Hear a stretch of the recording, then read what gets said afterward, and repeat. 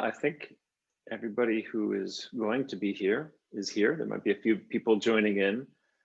Let me just do some housekeeping things first, because I know many of you are not, you're going to be using translation. So I'm going to share my slides here. So first of all, simply welcome to all of you joining from around the world. Oops. I just wanted to say right out of the gate here that this is a very global event. This is our leadership team from around the world. So many of you in our local communities around the globe. So there's going to be a bunch of you from who are non-native English speakers. So we're really grateful not only that you're joining right now, but that we have translation available in Chinese, German, French, Russian, and Spanish. So some simple things just so you can use the system here. If you are listening in one of these languages, you can hover over the 3 dots in the upper right corner to rename yourself. And then you can add your language next to your name. So this is going to help when we do the breakout rooms later. So we can put you in the room that will be for your language. So again, you can just hit the 3 dots in the upper right corner and then just add your own language next to your name. If you have any issues, you need help or support in any way, you can use the chat here to get help. And we have Christine and Alyssa and others who are standing by to help. We've also set it up, since this is using Zoom meeting, that everybody is muted just so we don't have any unintended background noise. So for the first part, especially when Rinpoche is going to be presenting, we'll have some time for discussion after that, but everybody is going to be muted during the presentation. So if you do want to ask a question, and we'll get to that later, you can click on the participant icon, which is towards the bottom of the screen, and you can raise your hand. And our moderator is going to let us all know. If you've raised your hand, we'll actually let you know when you can go ahead and speak. So then for the system itself, you can see here that from the images that you can pick your language if you're going to be listening to one of the translation channels. So you pick your language, and then you can mute the presenter and listen only to the interpreter by pressing mute original audio. And that is in the settings there within the translation area. And then you can use the chat here, what I just mentioned a moment ago about raising your hand. You can see in this area where you actually can both chat, and this is what you can use to send questions or to make comments to all the other attendees. And you can also use this to, if you need any help or support, you can use the chat here. And then, as I mentioned a moment ago, you can, in this participants area, you can press the raise hand button. And that is what will allow you in the discussion section, when we're able to talk to Rinpoche, that's what will allow you to raise your hand and let us know you want to ask a question or make a comment. And then we will call on you and let you know when we can do that. So why don't we pause right now? And I'd love to hear how many of you are joining in different languages. So we're going to do a poll right now, and you can just select which language you are going to be joining, and we can just get a sense for who is in different language groups.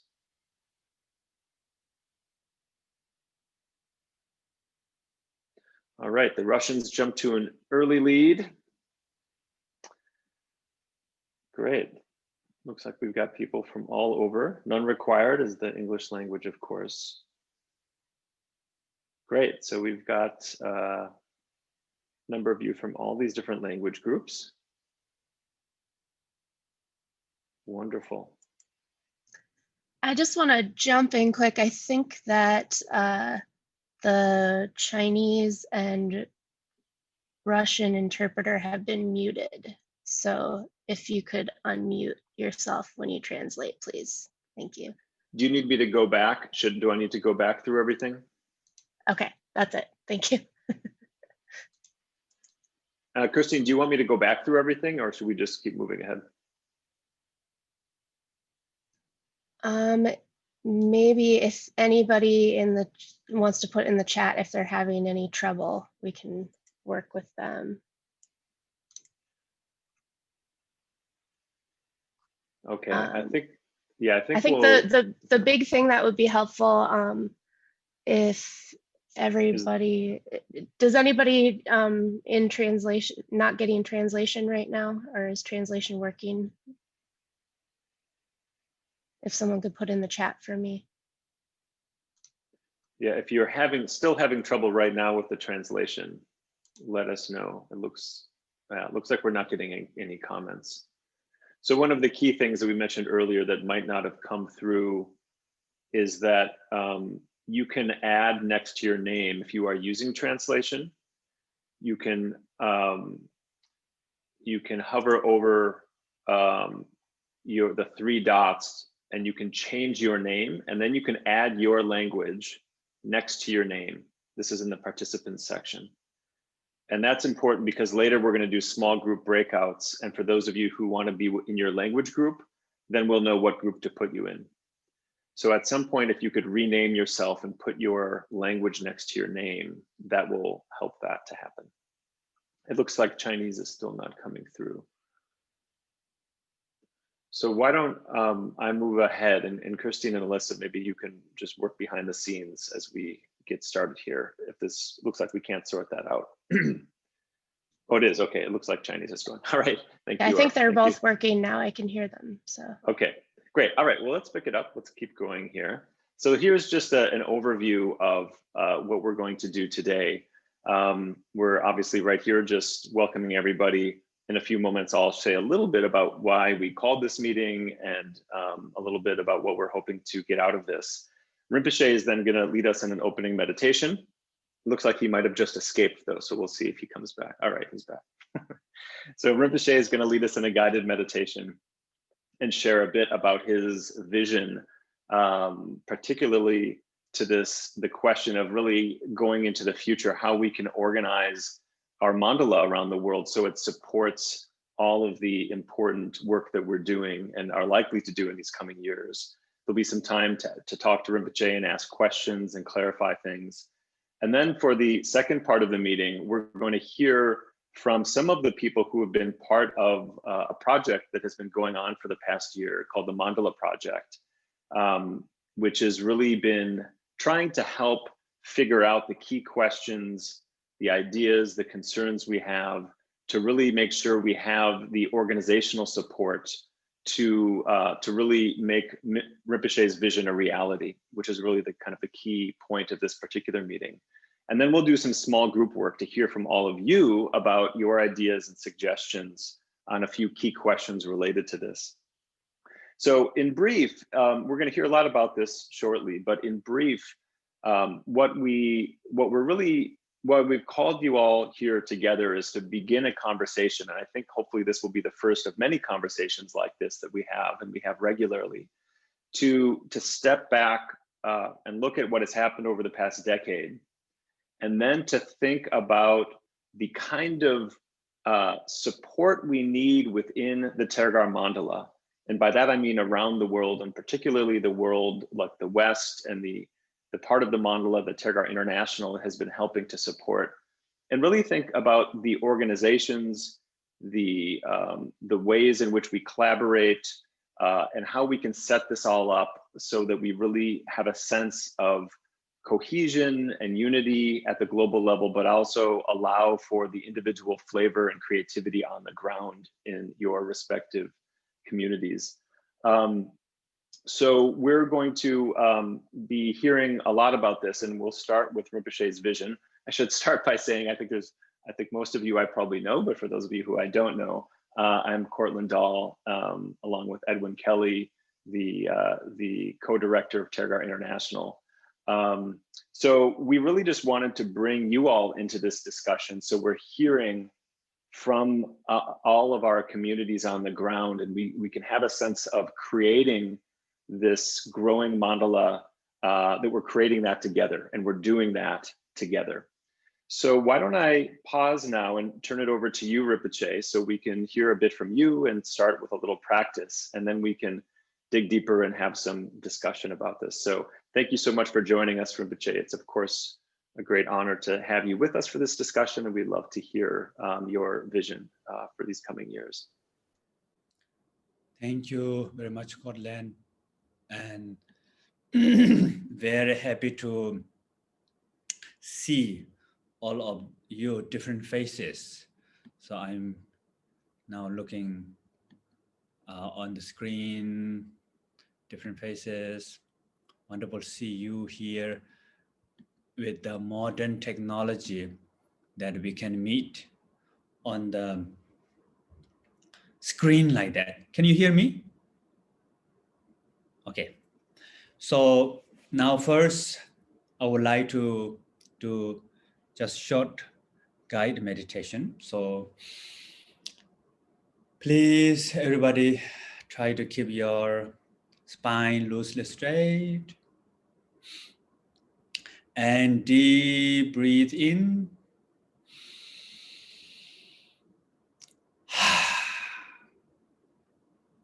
Let go. And appreciate that we are having a wonderful time right now as mandala, as part of family together. So this is a wonderful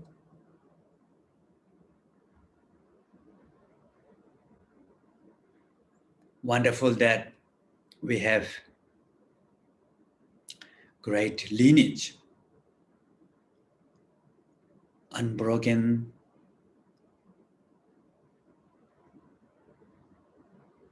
lifeful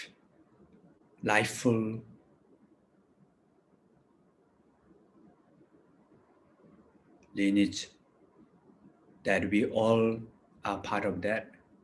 So that's wonderful. So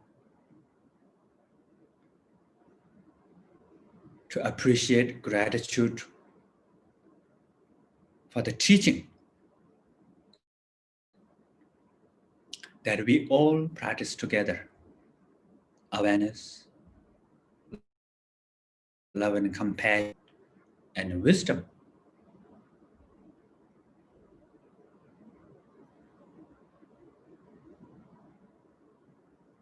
And through this teaching, we can discover our fundamental nature, which is always has been peaceful, pure,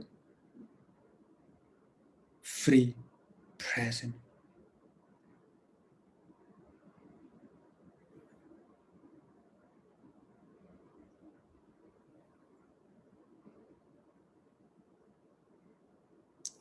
And not only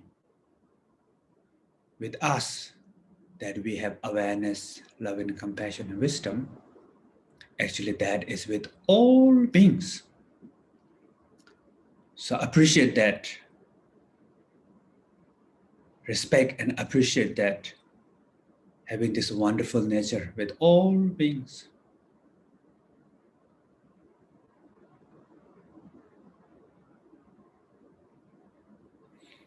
And through our community platform from the Sangha,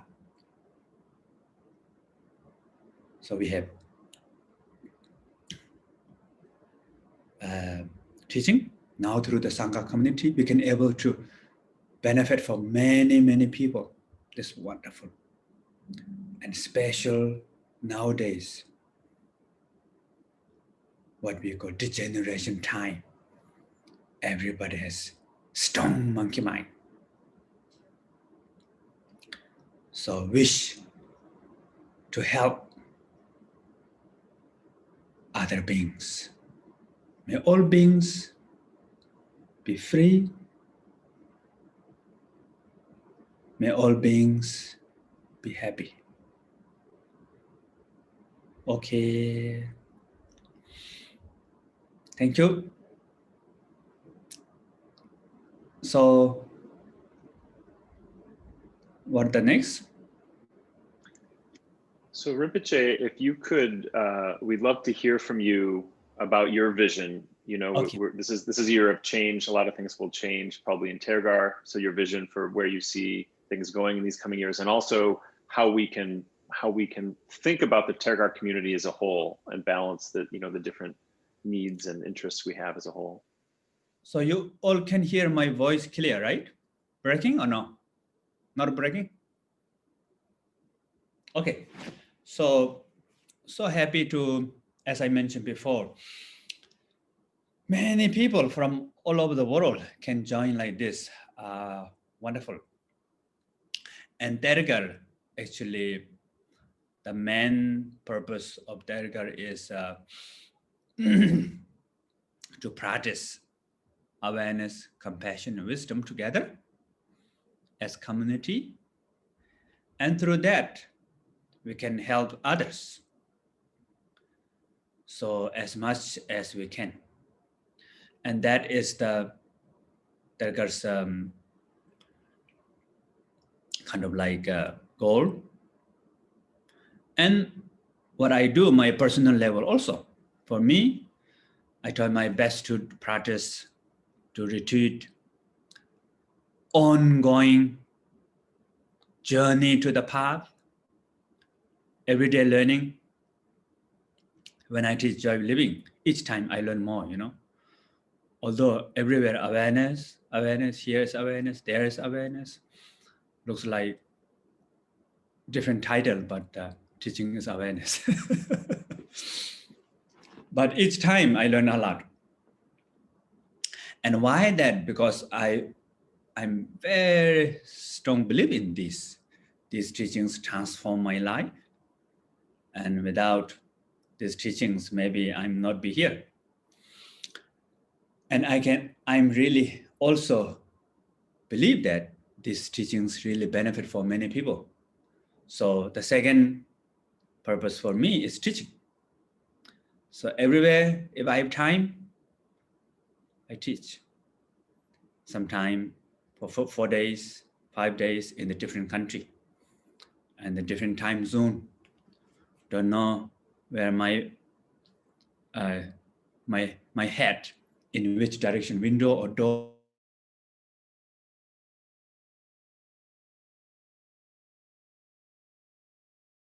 or bathroom, already tired, So my mind is so happy and excited and feels meaningful. So what Buddha said, generosity. So there are material generosity, there are protection generosity. If you have power, protect other people from the problems, dangers. And there's a love and compassion generosity. That's the really key point of the generosity, love and compassion. Then the spiritual generosity. So there's the Dharma, that's the teaching. So among these 4 generosity, the best is the Dharma, spiritual generosity. So here in Tergar, we are Tergar is the platform that everybody opportunity to together to contribute for the spiritual generosity, Dharma generosity, meditation generosity. So this generosity is really helps develop happiness. So sometime I teach short teachings on the YouTube. I wrote many books, and sometime once in a while I got messages. Sometime I got a different country, and they send me a message. They say, "Oh, today I met you for the first time. I saw your video, and that changed my life." The person doesn't see meaning of life, so almost like decided soon end life. But then just see the short video of awareness, maybe compassion, maybe a little bit of wisdom. And they practice again. That's short teaching. Last time there's the monkey, what is the monkey mind teaching? So, and that really helps but they never met me and they never joined the Tergar course also.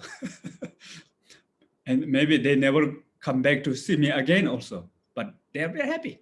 They changed their life. Wonderful. And many people said, oh, read those books also. And they are very happy, changed their life. So these are really important right now, and special, as I mentioned before, degeneration time, meaning now we have a lot of internal problems. In the past, there's the environmental problem and a lot of like the physically, socially, but now everything become internal. So we have a lot of mental afflictions. And for that, one of the best healing, one of the best antidote is our lineage of meditation practice, awareness, love and compassion, wisdom. And we have that lineage 2,500 years, kind of like unbroken lineage. And that is not just idea level, it's experiential level and what we call expertise. So we have that expertise. So through this, I think we can really help ourselves. So first important is transform ourselves. So all of us, if we are meditating, so when we meditate, practice to ourselves, we are part of this world, right? So if everybody meditate, then the world will change. But if we don't apply this to ourselves, want to change the world out there, then become big problem. When you look at the history of all the dictators, they don't want to change themselves. They want to change the world. And in the end a war. So this is why in Tergar we encourage to do practice, encourage for the Sangha community. And through that, as much as we can influence others, maybe we can influence 3 people, 4 people, and that can influence other 3 or 4 people. And in the end, we can help larger.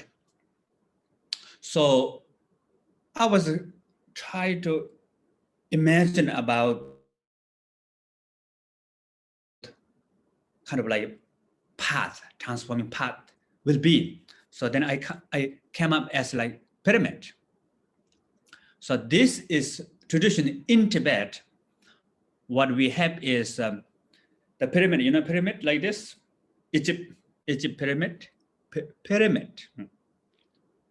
So in the bottom level in Tibet, people don't know what is even Buddhist. They don't know what is enlightenment. They don't know any philosophy about Buddhist, but they do all this chanting, Buddhist chanting, pray, some sort of meditation, little bit here and there, a lot of other mantra meditation, healing meditation, and for benefit for their health, for healing of friends, family, prosperity, all this bottom level, many of this. Then there's some second, there's not fully dedicated time to serious retreat, but then there are householders, nomad, farmers, and they really integrate Dharma in their life. In whatever their life, they keep that, but they integrate, practice the meditation in their life. So I think that is more like joy of living level 1, 2, 3. And there's more serious who really deep go into the meditation practice, really kind of like serious learn about the forethought, refuge, bodhicitta, guru yoga, and nature of mind special. Sometimes they go into the mountain to retreat serious time to time. So I think that's more like part of liberation. Then very serious, they do 3-year retreat at the top, or very serious to study. They can go into the college, spend many, many years. So I think we have now the household level joy of living. And at the same time, the serious practice apply in life also, the path of liberation. And now I think two missing when I see the bottom level before the joy of living. They don't know so much idea about the meditation. They don't know deeper level philosophy. So I think ground level, the pyramid bottom level. So we don't have very clear. So I think next few years we need to focus on that bottom level. And another missing between the path of liberation, joy of living and path of liberation there. Some people, they just learn more about, now people really want to know about the like Four Noble Truth or Buddhist philosophy about the Bodhicitta or those, we don't have anything. So people just, they don't have to become Buddhist, but they want to learn more about that. So we need to develop that. Then in the future, we are thinking about 3-year retreat. So I don't know when it will be. So still thinking about the retreat. And I know many people ask me to teach me 6 Naruto yogas. Okay, anyway, so this is the whole path in Tergar. So now here, the main important is what we call, and this is the, in Tibet, what we call, there's a Rimi movement. So this Rimi, actually in Tibet, there are kind of Rimi, all the teachers, they receive many teachings. They have their own lineage, the main path, they have their own lineage. But they receive teachings from many teachers in the past, maybe 500 years before. Then 300 years before, become a little bit tight. Then there's another movement, Rimi movement, meaning non-sectarian movement. Non-sectarian movement. 200 years ago, there's a big movement there. So for that, what they call Kuntun Chebarto Papa. Kundan Tunjing Chebarto. So union and unique. So union meaning there's a collab, there's connection. All this different lineage, we receive many different teachings. There's each one is a benefit. Independent, unique things. The unique emphasis of the teaching style, lineage style, management style. Like my monastery in Tibet, Tergar. Tergar is actually part of Palbung. It's kind of a branch, but it's independent also. Sometimes what we call independent branch. It's kind of like everybody is unique. There's freedom, not like now our company in the West, everybody control in the center. But at the same time, they all work together. Like my monastery, we really contribute together from the lineage level, from the practice level, from the style level. There is interdependent connection. Very tight connection in the past in the Tibet. So now I started Tergar in 2010. So I went to many Dhamma centers. Sometimes some Dhamma centers totally different under one lineage, even one Rinpoche, and they have different name. Each name is something totally, something Ling, something Pal, something there, you know, totally different. And then they style different, and they don't know who they are. They don't know where they are. They don't know each other. So it's a big problem also.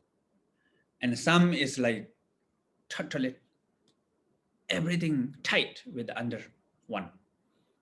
Also problem. So we try to find the middle way, and now we are trying to develop in this.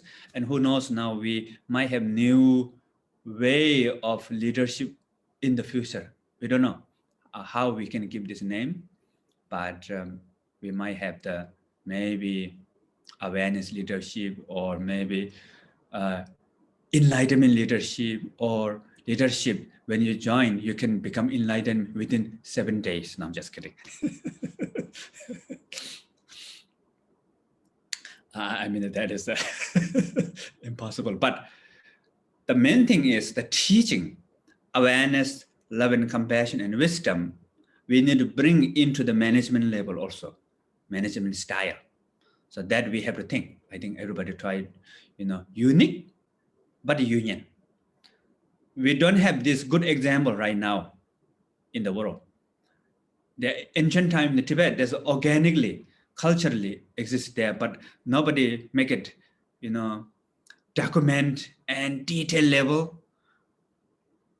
Once that social bound habit gone, and we all confused now. We don't know which style we're going to copy. So I think we try to revive this and try to develop this. I think it's really important. So most important for us is our motivation. So as I mentioned before, to practice this awareness, love, and compassion, wisdom to ourselves, transform. If ourselves transform, we are part of the world, and that is contributing to transform the world. And through that, we are trying our best to help as many as possible.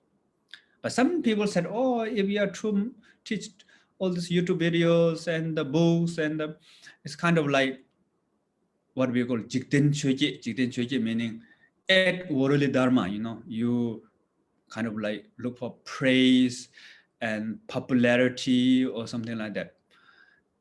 I think that is dharma generosity is not for the popularity, not for the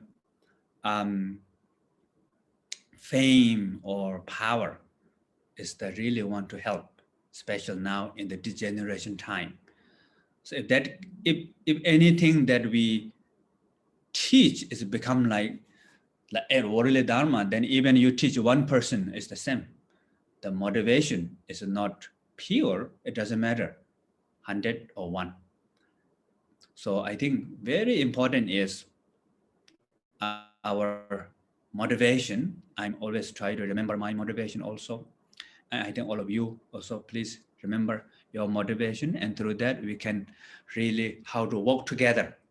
And of course, as many people come together, always have different idea, different opinions.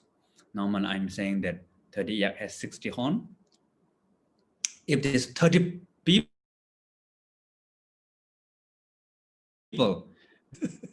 60 different ideas. But at the same time, you can raise your own idea, but let it go. Don't hold. But letting go is not giving up. Don't give up to transform. Don't give up to learn. Don't give up to grow healthy way. So I think this is really important. Yeah, so I think I want to stop here, and then we can, is there any questions? Welcome to us.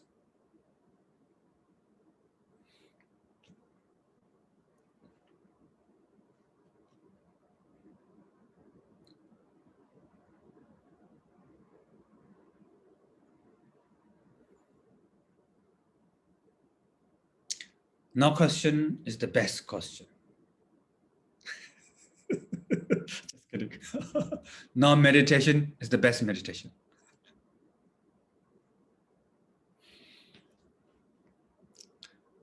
So it looks like, oh, sorry, Jake. So maybe we could start with Catherine. Catherine has her hand raised.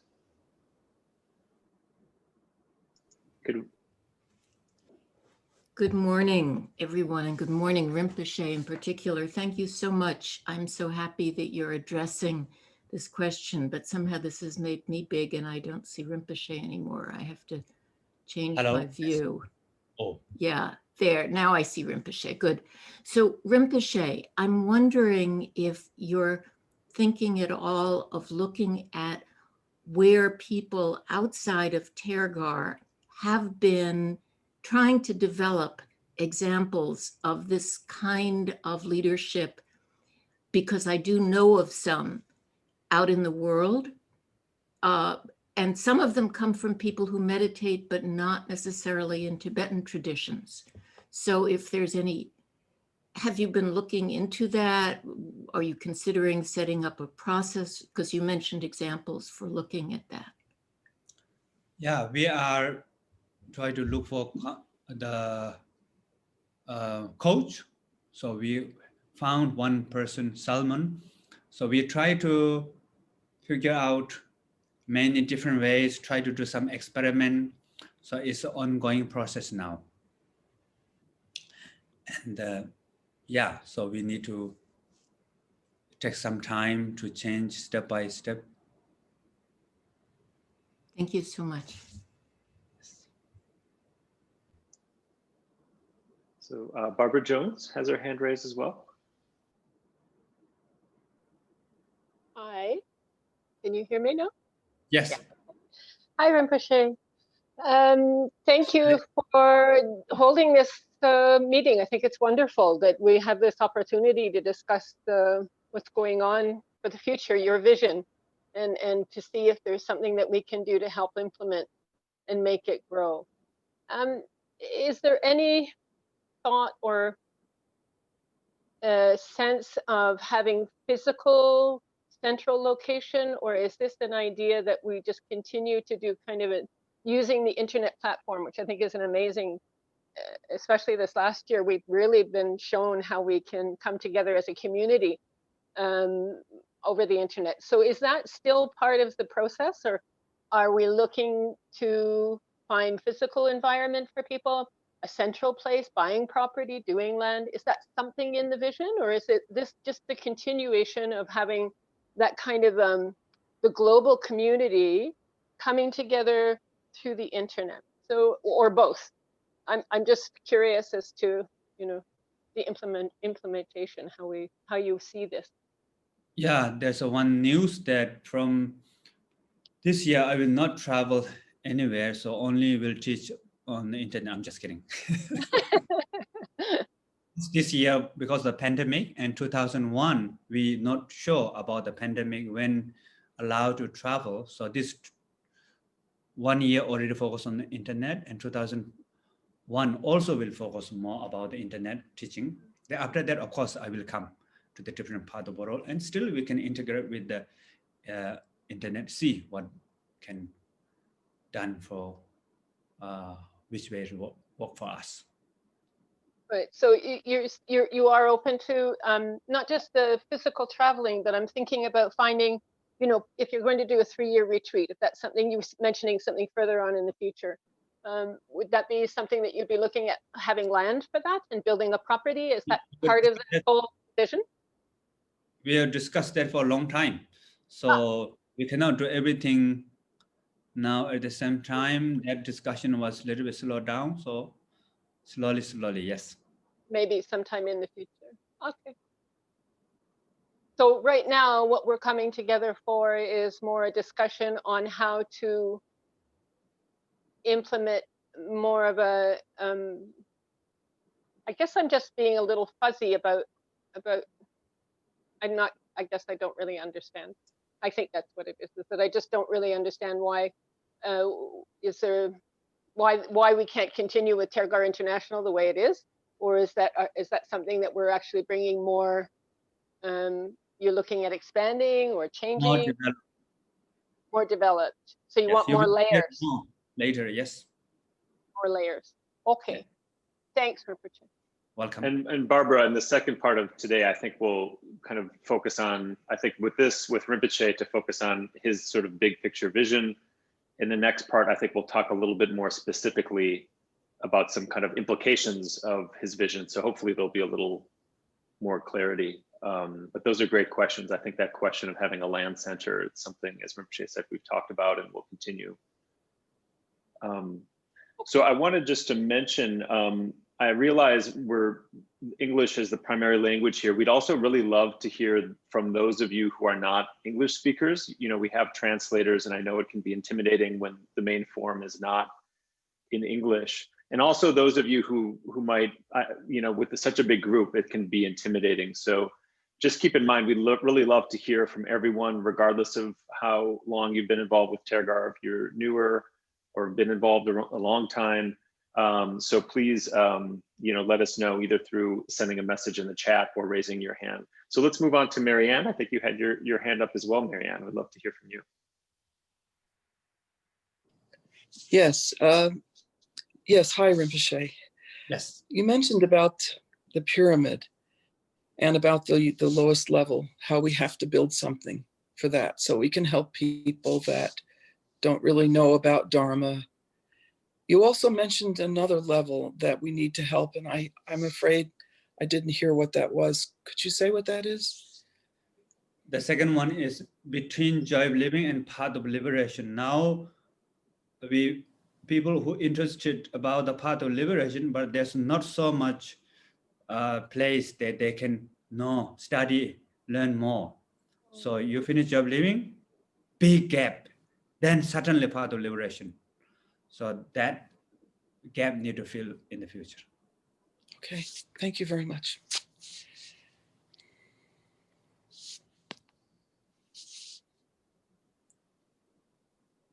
So anybody else who would like to make a comment or ask a question? It's needless to say, a precious opportunity to be here with Rinpoche and have a chance to ask him directly. So if you have any thoughts or questions, we'd love to hear.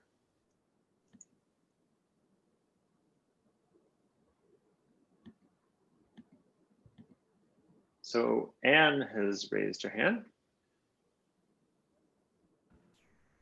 Yes, hi, Rinpoche.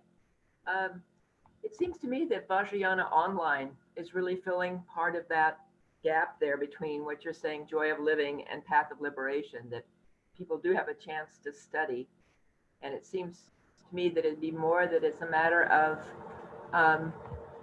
making more of a sense of community, of human to human contact, you know, through that medium. How does that strike you? Yes, there is some Vajrayana Online teachings fill in that gap, but mostly Vajrayana Online, we teach for the path of liberation who already have the point out teaching. So once you enter the path of liberation, then there's a lot of material about the Vajrayana Online. That's the right now. So of course, there's some that everybody can join, even you are not really join the path of liberation. So these are, I think we need to be more developed in the future. Yeah.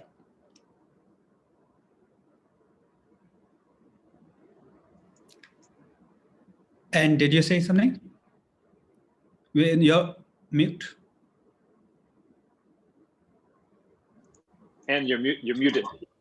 I can't seem to, there, okay, thanks. Just that, oh, well, now I'm kind of lost my train of thought. What was I thinking? Yeah. Well, now I don't mute myself again. I don't know what I was going to say now. Thank you. Sorry. No problem.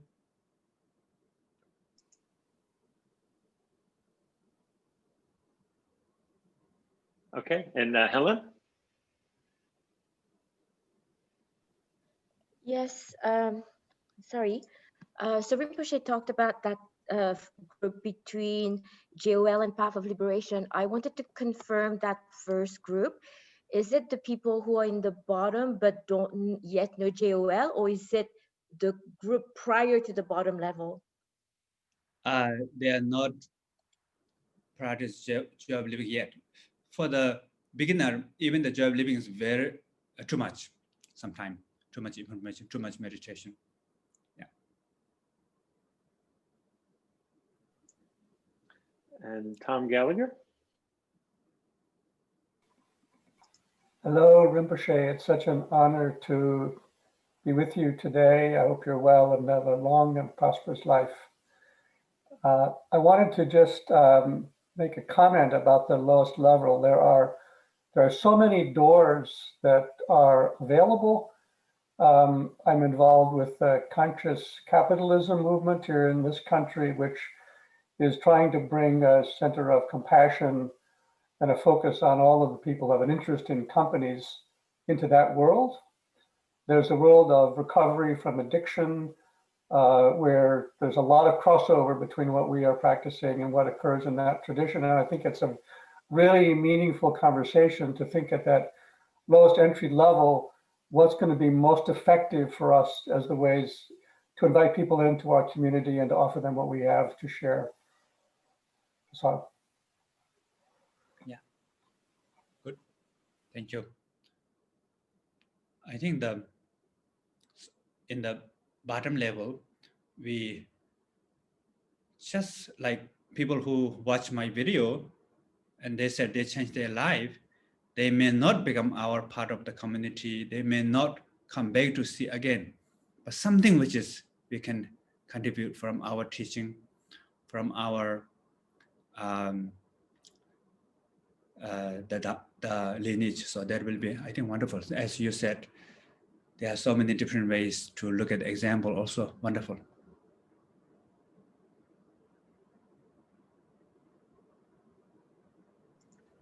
Barbara, you have another comment or question? You're muted, Barbara.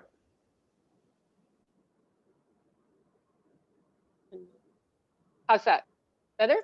Yes. Yep. Okay, great. This is, so I just want to feed back what I'm hearing so that I make sure that my clouded thinking is has a little bit more clarity. What I think I hear is that the first level is that you're saying more outreach, more just general outreach to people in various walks of life, to say that there are ways of being able to deal with whatever it is that you're dealing with, addiction, mental health, crisis, financial, family, whatever. And that there are some paths that you can do, things that you can do, methods, tools. And then the level in between the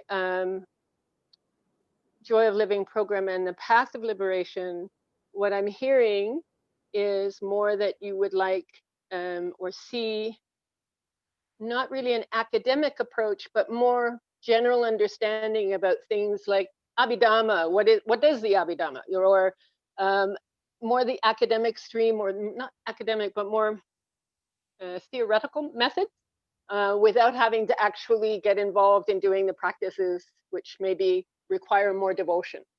So just doing it now, is that kind of something like that? Yeah, something like what you said. In the middle gap is something which is everybody can join. There's no homework, there's no requirement, but to everybody get opportunity to understand deep the Buddha Dharma. Thank you, Rinpoche. Catherine. And we may need let us know, Catherine, if we need translation to French. Oh, thank you very much. I will try my best to address my questions to Rinpoche. Hi, Rinpoche. I'm very glad for all the teaching you gave this year. I wanted to know about filling the gap because I had also children, and I wanted to know if Tergar will think about filling a gap about children meditations. That's it. This is the question. Thank you. I think we already processed to develop the bottom level before the joy of living, what we call skeleton, but it's not fully developed yet. So I'm just sharing this, that we are coming of that bottom level. So I think we need to do serious work on that. But now just is the skeleton level. We need to feel all the flesh, nerves, brain, and heart. So many work. And that will be for children. Could be in hospital, and also in the prison and the leadership. So simple technique that everybody can apply. Okay, thank you. And for the children, we already have right now the Tergar family program, special teaching to the parents and how parents can teach to the children. That already exists now. Okay, who should I address Scotland for that? You. Yeah. Family. Yes. Okay. Scotland. Yeah, you can email me and I can put you in touch with a team. In fact, we've just got an amazing team. It's primarily been Amy Roth, who might be on this call actually, and Kelly Petrie and Susan Kaiser Greenland, who've been working for years. Yes. I think some of them might be here today. So we've got just an amazing team, and I think we really want to support this more fully and make it more widely available in the Tergar community in the years to come. But so you can reach out to us and we can put you in touch with the team that's working on that. Thank you so much. I appreciate it a lot. Thank you. Thank you, Catherine. And Denise Gaillard?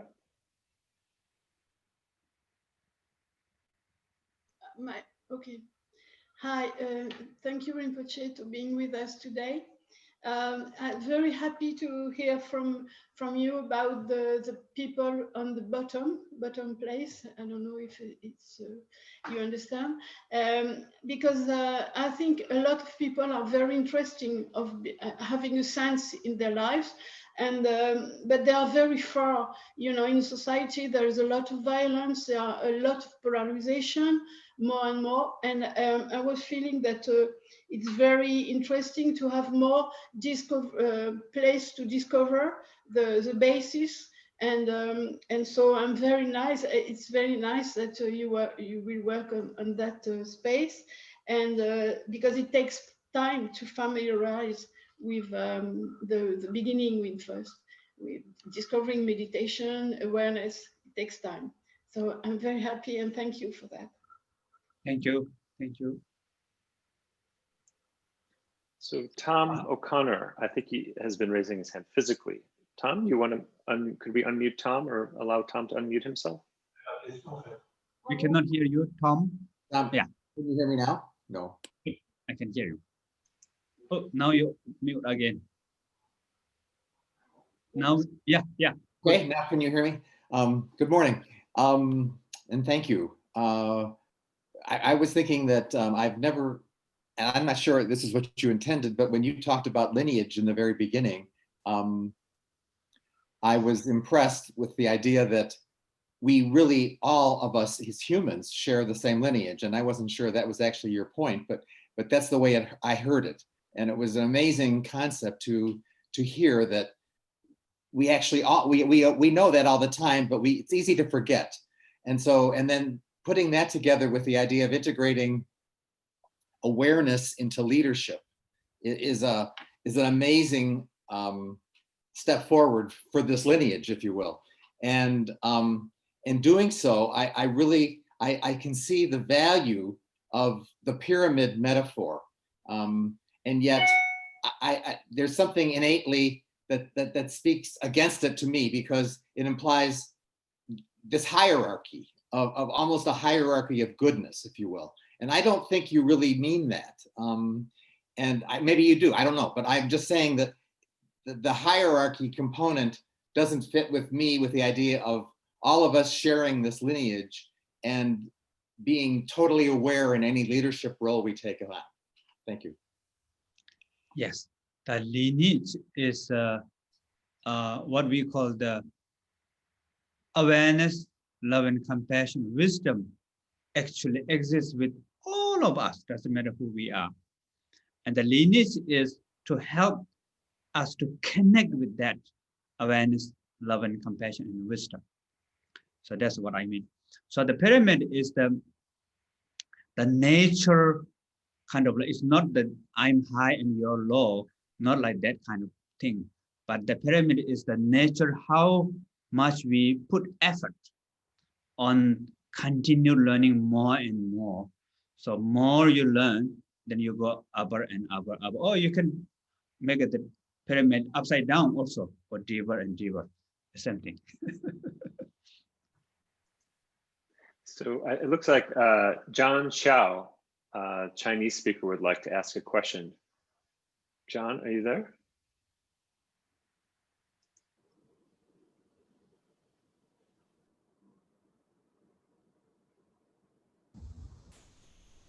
Hi, Rinpoche. Thank you so much for your teaching. It's very, very valuable to me. And I'm new to this community. I just really inspired by the Tergar organizations and effort. I really benefit a lot, quite significantly. You just mentioned about the top tier of the pyramid. So for the serious practitioner, you talk about like 3 years retreat or maybe 3 months retreat. So would you please elaborate more on that front? You know, particularly like, do you need a physical location, like a retreat center, or it's just online? And who will be the teachers? You know, what can the the program and the object for this this kind of serious practitioner. I'm very interested in that. Thank you so much. Yes, of course, we need to have physical location where we have the retreat environment with house, and then also we have to have permanent retreat teacher. So we haven't invited teacher yet. And then the practice, the lot of practice in the path of liberation, joy of living already there, plus the 6 Naraba yogas and development stage practice, all these will be teaching. Thank you so much. So why don't we do 2 more questions? Why don't we go back to Marianne and then Stephanie, and then we can move on to some of the other presentations. So Marianne, do you want to unmute yourself? Yes. Yes. Hi again, Rinpoche. You mentioned about some of the students who really can't do meditation. That you know, so the JOL program is difficult for them because they can't maintain a meditation practice. And we've done some. We have one student in our center who's been with us for 16 years and really falls into that category. And we have some others also that can't maintain a practice. And so what we've done is we have one of our TI teachers on Zoom, and then we meet once a month, and we do a practice together, and then we talk. And our TI teacher is able to integrate some teaching as we're talking, but it gives these students the chance to really discuss on their own terms what it is that is causing their suffering and what they would like to see happen in order to improve. So I really feel very good about this, that we've taken a break from the JOL. The POL works fine. There's students there that are fine with the POL, but the JOL, we've been having, I mean, of course, there are students that are doing it and they're fine with it, but there's others that are struggling. So I think this is actually, and it's a way for people to get to know each other, particularly with the pandemic and the isolation. They get to talk to each other. And then the TI teacher guides things, and then we have some of our practice leaders also participating in guiding the meditation. And it's just one thought of how maybe we can work with this situation. So I just wanted to share that. Wonderful, wonderful. Thank you. Stephanie? Hi, Rinpoche. So good to see you. I have a question. I think the thing that's at the top of my mind is, you know, knowing that several of the instructors are going to be retiring over the course of the next, you know, year or several years, that, you know, the question around leadership, like who's going to be leading the organization. And I realize that there are a lot of probably open questions and things still to be determined there. But I'm wondering if you had a few words about what you hope to see as the future direction of leadership with Tergar and how things might be different from the way that they are now. So I think the leadership that now we are focusing, awareness leadership, whatever we call it. So that's what we are focusing now, to really unique, independent, each country, also each country like Europe and South America and USA, North America, everybody has different kind of like culturally a little bit different, mentally different. So keep it the unique kind of like style is important. At the same time, to connect with the unity, there's some interdependent connection. So that also very important. So especially in the Joy of Living level 3, what we do normally, we like to have singularity, independent, too much, singularity too much, permanent too much. So there's a problem. So we need to have interdependent and need to change impermanent. And also we need to have pieces, many multiplicity. So many multiplicity, and these are connect each other, interdependent and timely change, impermanent. So that is, I think, really important for next few years. We need to focus on that. So thank you so much, Rinpoche. It's, I'm sure I speak for all of us when I just say it's extremely helpful to hear your kind of big picture vision. And hopefully this will be the first of many. I think we plan to try to do more things like this as part of what you're saying, to have more conversation, more collaboration. So anything you want to say? I know it's very late. Rinpoche, for those of you who don't know, is in Singapore right now. So it's quite late. So before you sign off and probably get some rest, Rinpoche, anything you want to share with us? Yes, I think that's very good. So next 10 minutes, we have somebody. Yeah, we have. Do you want to stay on to hear from some of the Yeah. Okay, great.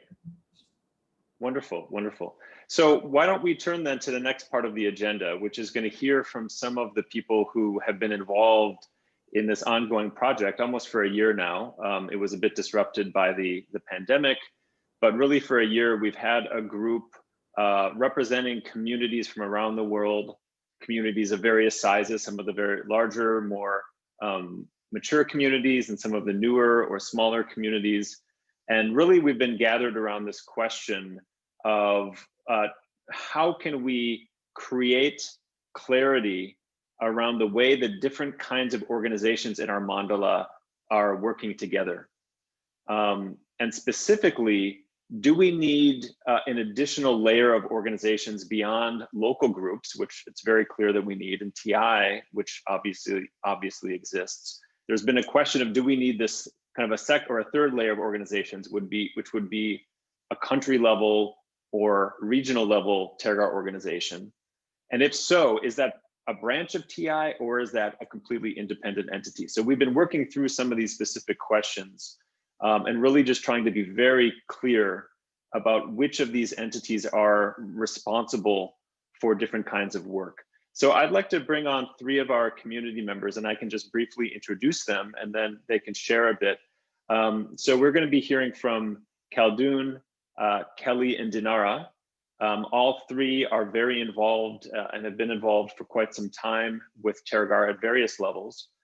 So Khaldun is one of the leaders in the community in Europe and specifically in the Netherlands. He's also recently joined Tergar International Board of Directors. Kelly Ekman is in Canada, and she similarly has been involved in Tergar Canada as well as her local community. And then finally, Dinara, who you're going to hear from third, is one of the leaders in Tergar Moscow. And like Khaldun, she also recently, or actually about a year ago, joined the board of Tergar International. So why don't we turn it to you first, Khaldun, and you perhaps could just share a bit about the Mandala Project and what we've been up to this past year. Hi, thanks, Cortland. So you can hear me, right? Okay. Yeah, thanks, Cortland. So yeah, it's been really interesting. I know I don't have a lot of time, so I was thinking how to summarize what has happened over basically the past year. Well, to start, I mean, I was very happy to actually be invited. Knowing that the questions that were being asked for me was actually a very positive thing, because the questions that we've been asked about structure and how to manage and how to set up are very much, from my experience as CFO, these are very much indicative and signs of an institution that's actually succeeding and is actually growing. So this for me was a very natural discussion to have. And my take on it basically is that, we got Rinpoche's vision, obviously, and translating that, a lot of that work has actually already started, but naturally things to some extent evolve or have evolved organically. Certain countries have groups, certain countries have set up legal structures, others, wondered what to do. We in Holland also were sometimes struggling, do we set up an organization or not? And, it's quite difficult to do certain things without actually having that. So we had other issues such as legal and tax and donations, or where to keep money, for example, when people wanted to sign up for Joy of Living events. So we had a lot of this kind of organizational issues. So I was very happy that the discussion was happening. And it's clear from the discussion that there was a need for a strategic approach, so that it's the approach and the way of doing things is aligned across the world, so that we can resolve certain issues, but also we can, which helps basically to share resources, to share the learnings, so we're not reinventing the wheel, etc. And that's been really good, and also to leverage from basically past success, so that we're not starting from zero in every single country where Tergar is. And that's one of the things that's I've been actually saying about support that we need from let's say in Holland from TI. So it's been what was I going to say? It's been from basically there's like a couple of approaches. So the one is like you mentioned, and looked at a lot of, especially with like things like hiring, things like taxation, things like donations, and we looked at a lot of the pros and cons of those three models that you just mentioned. So far, it looks basically the work that's been done is a draft, is basically laying the base for let's say broader discussion. A lot of indications is that I think a model that we've called, let's say, the one Tergar is the model to go with, and especially as we relate to, let's say, the legal matters and the admin matters, where it seemed quite a burden for a lot of countries and a lot of groups to actually have to set up these local structures to enable events and other things. It seemed to be a lot of duplication of effort and a lot of quite a heavy admin burden on the groups. And at the same time, there was a sense of there's a need for, so that's on, let's say, on the legal side, and there's the other side, which is the collaborative model for all other things, to allow for sufficient autonomy and for some form of independence, which I guess Rinpoche is also talking about, the unique yet union. So those are roughly the thoughts that we've had, and I'm actually curious what the rest of the opinion of the wider audience with respect to that.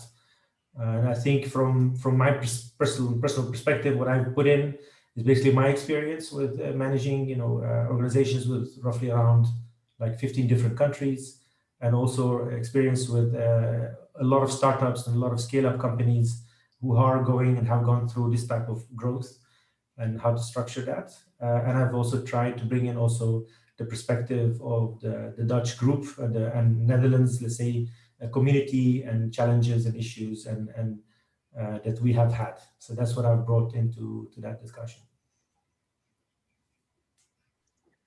Thank you so much, Khaldun. I'd like to turn it now to Kelly in Canada to share a little bit about your experience and any thoughts also as part of the Mandala Project group that has been working. Good morning, Rinpoche, everyone. Well, I've been asked to speak a little bit about some of the challenges that we have faced here in Tergar Canada as a new organization. Tergar Canada was incorporated and created out of necessity and without any really significant pre-planning time.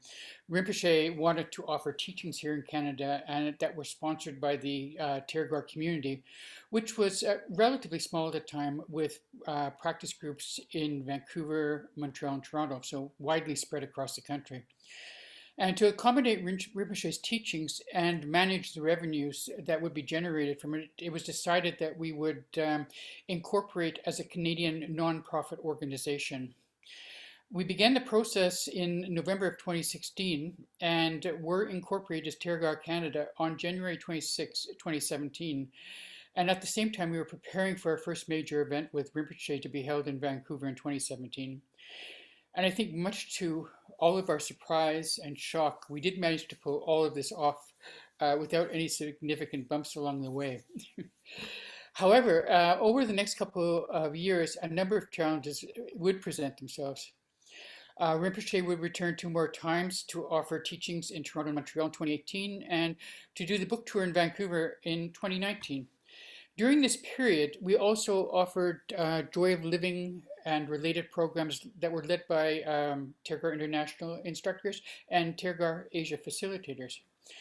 Now, organizing these programs took a good deal of time and energy, and as often happens in these organizations, it was done by a small number of people. So a certain amount of fatigue set in, and there were a number of challenges and changes on the board as a result. At the same time, we're learning about the ins and outs of the administrative side of running a nonprofit. And again, with a small number of board members who all have different levels of experience, and without the help of paid staff, we on occasion found ourselves found that some individuals had to take on tasks that they didn't really have a great deal of experience with. Managing finances was one area we had some significant challenges, and this was just due to a lack of accounting experience on the board for a period of time. We've since resolved that problem, but it did challenge us for a while. And as a small organization just starting out, we have a limited ability to raise funds. We're not yet a registered charity, and so we're unable to issue donation receipts. And this makes fundraising far more challenging. We haven't actually done any significant fundraising to date, as we need someone with that specific skill set, the time and the energy to take the lead on this. Currently, we are relying on revenue from Rinpoche's teachings to really cover our major expenses. The other programs that we offer have a small profit, but usually just break even. And in some cases, they may be run at small losses if we're trying to support a specific community. So it's not always easy to find people in our community with the knowledge to act as financial and legal advisors. So these services that we have to pay for can be quite costly when we need them. Another area that requires a reasonable level of skill is advertising and promotion. And fortunately, we've had a lot of help and input from Tergar International with poster design and information, how to advertise for our events.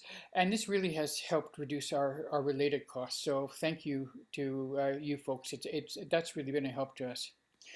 And the other area of development that we're currently working on falls, I guess, under the area of relationships and communication. In many ways, this mirrors the discussions that we've been having at our Mandala meetings. Currently, we are working on developing a more formal relationship with the local community groups. For example, what responsibilities do we have towards each other? How can TC help and support them, and so on? We're also supporting the Chinese community by offering programs developed by Tergar Asia, and hopefully as we go on with translation in English, so that both groups can attend each other's teachings. The intention is to bring communities together, but at the same time meeting the unique needs of each. Finally, I think the face of Tergar Canada should be the face of Tergar as Rinpoche has envisioned it. So a really important challenge is to find people with the understanding of this vision to serve on the board. As we have a relatively small base to draw from, it sometimes makes it difficult to find the right person. So right now we're slowly working at bringing new people onto the board and expanding our activities. And though it's been a slow progress, the process has been slow, I think we are actually in that move forward time right now. So there's lots more that could be said on this topic, but I think I've covered some of the more important points here. And thanks for the opportunity to share this with you. Thank you so much, Kelly. And finally, Dinara, love to hear from you as well about your experience in Russia. Hi, hello. It's me, Dinara. And unlike Tergar Canada, Tergar Russia is quite old in the Tergar World Center. We are 10 years old this year. And we enjoyed all the advantages and disadvantages of being on the edge of the world for Tergar International. So we are somewhere between Europe and Asia geographically, and for all these years, we were very happy to have great mentoring from Tergar International, and at the same time to have a lot of freedom to experiment with with courses, with some of the online courses as well. Yeah, so we've been through all of it, and as I said, there are advantages and disadvantages about that. So just like a year or something like that, our integration into Tergar International started. So first I joined the board of the directors of Tergar International, and then Masha, Maria joined Tergar staff as the head of marketing. And that's where we opened up a bigger world of Tergar International for ourselves. And we saw actually, we started seeing great opportunities in more of a collaboration and more of integration. So at some points we really saw that we used to invent bicycles sometime, you know, if I can say that. So yes, talking about us and talking to some other local communities, yes, we saw that there is, so some of us went through the whole way of doing something what either was already done by Tergar International or by other local communities. So we kind of started realizing that if all these resources are unified in some more smart way, then probably it could make much more benefit for everyone.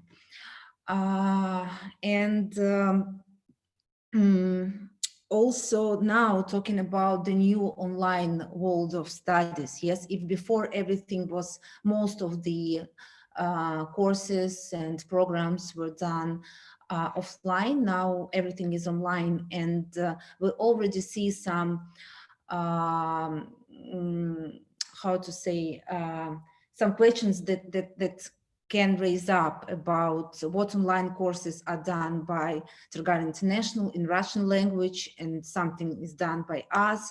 So it should also come to some kind of unification.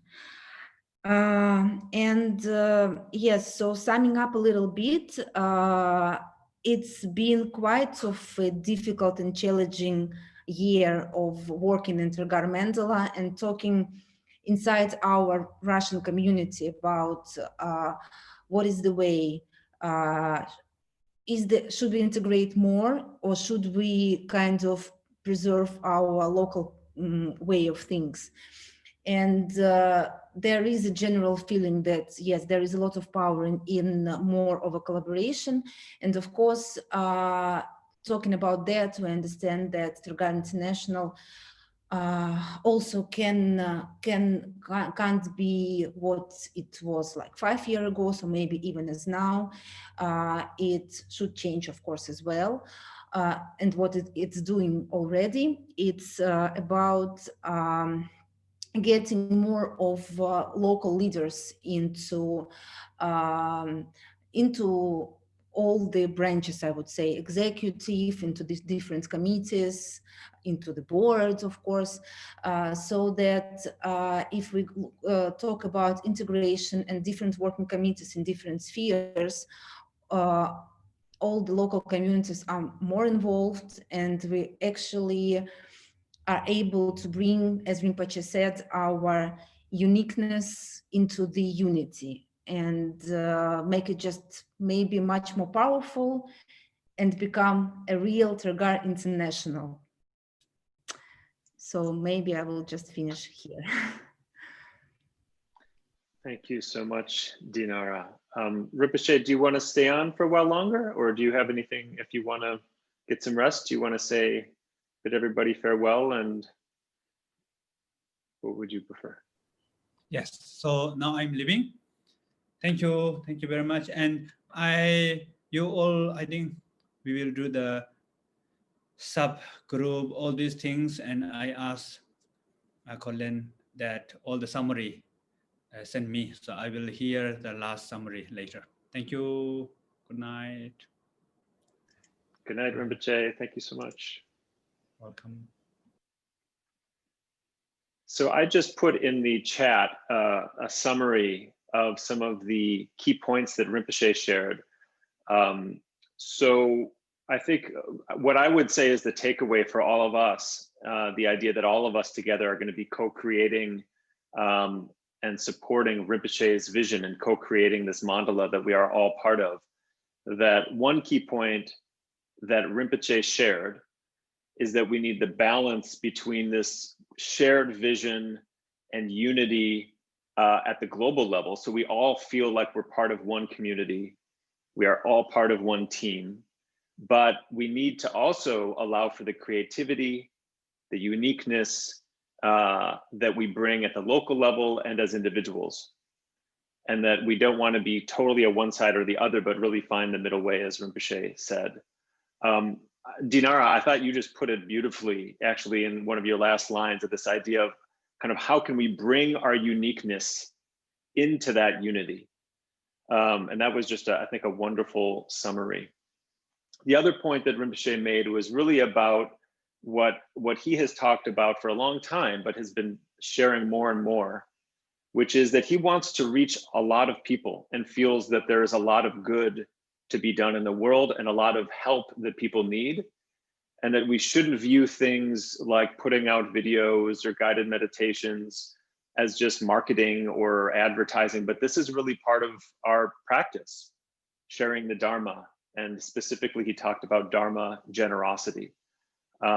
So one thing I often say, and I would encourage you, is to go onto YouTube and look at some of Rinpoche's videos. There are some that have millions and millions of views, and read the comments. And you'll find that people's lives are changed just by watching a video like that. I've read comments that made me cry, people who were suicidal or deeply depressed, and seeing Rinpoche's video gave them hope for the first time in years. So what I hear, and I think what we all hear, is Rinpoche just sharing how important that is, it's not just those of us who are doing deep practice that is the core of Tergar, but even this much larger group that we might never meet. We might not ever hear them directly, but yet this is a hugely important part of what we do in supporting Rinpoche's vision. So going forward, just to kind of sum up some of what Rinpoche shared and what we just heard from Dinara, Kelly, and Khaldun, one of the key questions we've had is just how do we do this? What is the organizational structure and process that can help us to do what Rinpoche is saying? And one of the key questions has been, has emerged from this very organic development over these past 10 years, where it's kind of happened in two different ways. One way where we've built a more collaborative global team, and other times where we've kind of done it somewhat independently, where a country and local center is somewhat independent of TI. And I think what we're seeing is that where it has worked best, where Tergar as a community is functioning with this sense of unity and uniqueness best, is where, as Dinara was saying, we bring that uniqueness into the unity and try to just do it deeply collaboratively. And so just to share a couple of things with you, and then I think we can break out into small groups, and there's some questions that we'd love to hear from you on, is that actually we've made a lot of progress in this area. We have a lot of work to do, but we've made a lot of progress. So starting with the board of directors as an example, 5-6 years ago, our board of directors for Tergar International was entirely in the US, and actually entirely, I think, in the Midwest of the United States. We now have a board of directors that is 10 members, of which 50% are male, 50% female.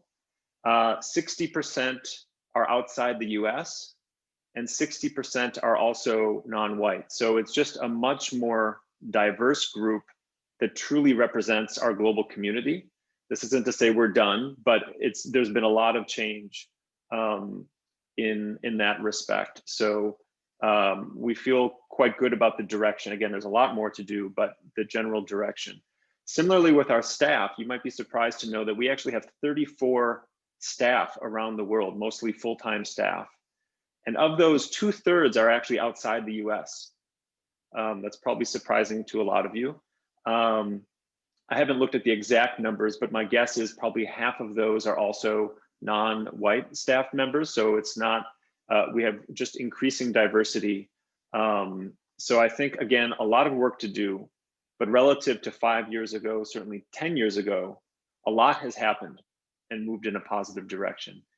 And we have very strategically tried to build our staff so the people represent our communities. It's not a bunch of people in the US trying to work around the world, but it's a global team all working together to support their communities. So the general direction, and we can now shift into our small group discussion, is what we've landed upon, and I think this goes back to what we heard from Khaldun and Kelly and Dinara, is that we think that the best approach is to create a simple legal organizational structure without too many layers. So it's likely would be Tergar International at the kind of global level. And then you might have the entities in cities and towns around the world, but not a lot of independent organizations in between. But that the people doing the work are doing it collaboratively, and the teams we build, especially at the TI level, are global, as we've already begun to move into that direction. So why don't we spend the rest of the time in discussion and then coming back to the larger group and sharing. And I'm just going to share my screen here so you can see some questions we would like to ask. We basically wanted to hear from all of you how this sounds, and in particular, what we can do and what you have experienced that helps us to feel that sense of unity and cohesion, but also supports us bringing our own local and individual voices and creativity into that. So we are going to break into groups here. Actually, it says groups of 4. I think it's likely that there will be bigger groups, probably of 6 to 10 people, but we're going to break into groups. Suggest, of course, that you can simply start by introducing yourselves to one another and saying where you are from. It'd be great if each group can have a note taker, a timekeeper, and a group spokesperson. And then you can spend time on these 2 questions, which you'll see here. And we will put these in the chat so you have them. So as you can see here, we're a little bit behind time. So it maybe spend a little bit less than 10 minutes. This is just going to be the beginning of a conversation. 2 hours seemed like a lot of time when we planned this. I think I can see now, and we can all see we're probably just beginning the conversation. But you can break into these groups and just jot down some notes and your ideas. And what we'd like to do is then come back and spend the last probably 10 minutes or so with each group very briefly sharing one idea, one suggestion for each of these questions. And we will be documenting all of this. So if you can share your notes, we can document it and then share it back to all of you so we can continue our discussion at a later date. So why don't we go ahead now and break into our small groups. We'll put these notes in the chat so you know what to be discussing. So Christine and Alyssa, if you want to help everybody get into their respective groups, let me know if either of you have anything to share that people need to know before they do that. Hello, welcome back, everyone. It's great to love to see people's expressions after you get sucked into the Zoom vortex and you pop out on the other side. Somehow a strange experience.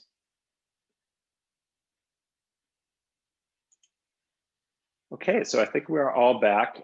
There was a lot of breakout rooms, and we're not going to be able, I think, to hear right now from all of the groups, but Rinpoche wanted to make sure that we documented all of the notes, and he would like to hear about that. And of course, we would love, those of us who are help put this town hall together, would also very much love to read all of that. So we'll plan on doing that. Alyssa is going to put her email in the chat. Those of you who are the note takers for each of your groups, if you could send Alyssa the notes from your conversation, and then we'll put that all together and we'll send it back out to everyone. And just to say again that really we view this as the beginning of a conversation, as part of doing and bringing to life the vision that Rinpoche mentioned, we would like to just do more things like this, more ways that we can stay in conversation with each other, more ways that we can just have a more active dialogue and active collaboration. But why don't we spend the last few minutes here just hearing from a few of the groups, just as a sampling, and maybe if you could just briefly share an idea, one of the ideas that came out of your group, and then we can just see how far we get. Any of you who are the spokespeople for your groups want to raise your hand and you can just share something about your conversation? So why don't we start with Norman?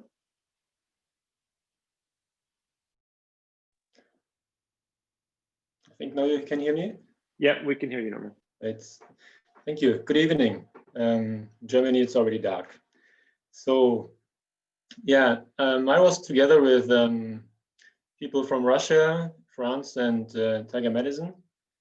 And we talked about several things. And the first that came into our discussion was how to enhance communication peer-to-peer within the whole Tergar community.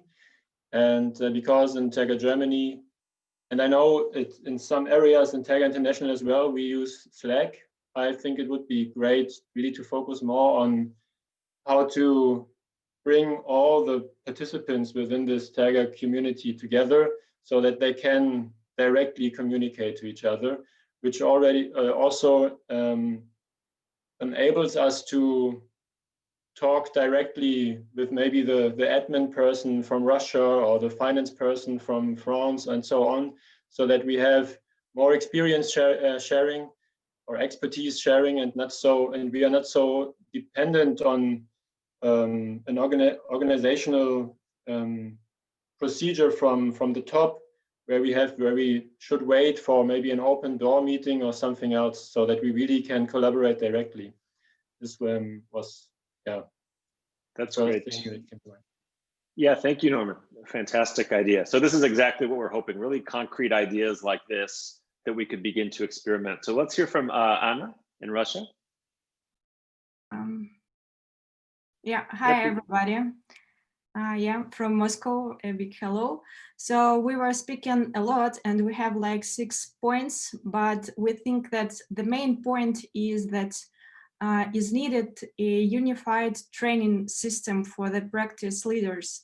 So with the unified methodology, and it's like a centralized training or coaching for those who are leading the practice groups. Because now, like in Russia, we try to really focus on this opportunity with the online pandemic time. So we but we increased, we did a course, like a free time course that named Drop In. It's like a course for people that are starting to learn meditation, for those who want to understand is meditation is something that I need or I do need. So it's very successful and it's free. And I think this type of courses is very useful for all Tergar to be in the system, for example. So we have more points. If I have time, I can tell more or text them on the email of Elisa Woods. Yeah, that'd be great. If you could, that's fantastic, Anna. If you want to share the rest via email, because we just have a couple minutes left, but that's another fantastic idea. Thank you. So we just have 3 minutes left. So maybe we can just do a speed round, just sharing a few sentences. And Prasad, if you could just share maybe something very brief, because we're just about out of time, but just to hear from a few more groups. When we had a virtual retreat, there was a request for people who lived in a local area to be put in a breakout room, so we could connect with people locally when we do have virtual retreats. And we also like the idea that we have more of these type meetings, so we do feel connected. And that's what I have to say for my group. Thank you so much, Prasad. So why don't we just do one more? Why don't we go to my comrade here in Madison, Barbara, if you want to share an idea, and then we'll probably have to wrap it up there. You're muted, Barbara. Sorry. You were briefly unmuted.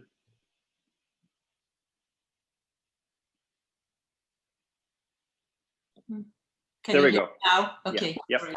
Yeah. So one idea was that as local groups identify a specific challenge, for example, fundraising, that we can see if there's another group in our global community who has a lot of experience, and they can be kind of a sister community for some time and share ideas and learn from one another on very specific topics. That was one idea that we had. Wow, these are already, I can see that this is going to be incredibly valuable just hearing these ideas. And I think some of these we could maybe even begin to experiment with right away. So we're just at the top of the hour. And I know for some of you, this is already in the evening, and all of us probably have things that we want to get to for the weekend. So I just wanted to end a note on a note of gratitude, which is just to say that everything that Tergar is, everything that Tergar will become, and to whatever degree we are able to manifest Rinpoche's vision in the world and help so many people connect with these teachings and practices is really because of you. I think it's really those of you who have devoted so much time and energy to your local communities and to our global community that this is really making such a difference in the lives of many people around the world. And Rinpoche's vision is very much that we co-create this, that we really do this together as a community. So I just wanted to thank you all for that. Want to just also thank Christine and Alyssa, who you've seen have been coordinating this and done a lot of work behind the scenes to help put this together, and for all of you who contributed in various ways. So please, please, please share your ideas. These have just been golden so far. We want to make sure we get these. And as I said, this hopefully will be the first of many discussions, and we can just do this more regularly. So thank you again. Why don't we end with a short dedication, which I will share now. And we can just chant this together in each our respective languages before we conclude. By the power of this compassionate practice, may suffering be transformed into peace. May the hearts of all beings be open and their wisdom radiate from within.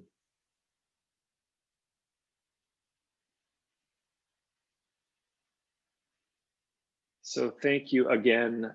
We deeply appreciate all of your energy and effort and creativity, and we look forward to having many more conversations like this in the months and years to come. So have a great afternoon, evening, weekend, and hopefully we will connect soon. Thank you. Maybe we could just unmute everybody and you could just say goodbye. Thank you. Bye. Bye. Bye, everyone. Bye, everyone. Bye. Holidays, everyone. Bye. Happy holidays.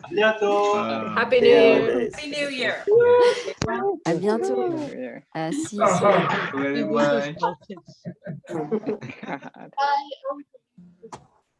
Bye. Bye, everyone. Bye. Bye. I say goodbye and you say hello.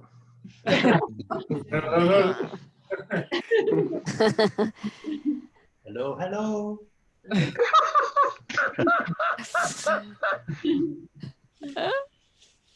Bye. Nice to see you too.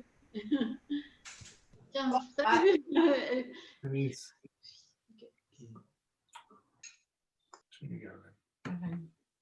Bye-bye. Nice to see you. Bye-bye. The beard's gotten long again. It's hard to know when to click end, so I just I keep... know, right? Yeah, just wait. Bye, guys. See you all. Great. Bye. Fantastic.